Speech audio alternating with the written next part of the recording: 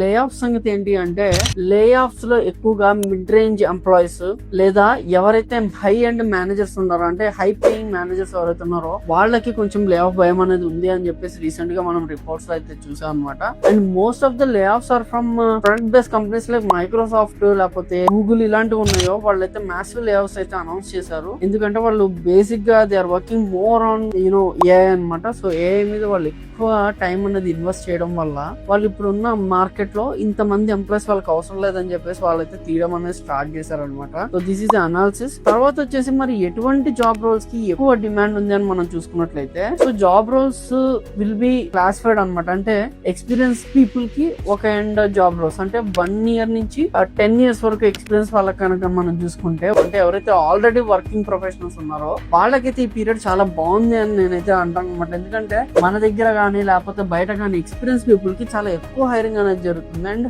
మంచి ప్యాకేజ్ కూడా తీసుకుంటున్నారు.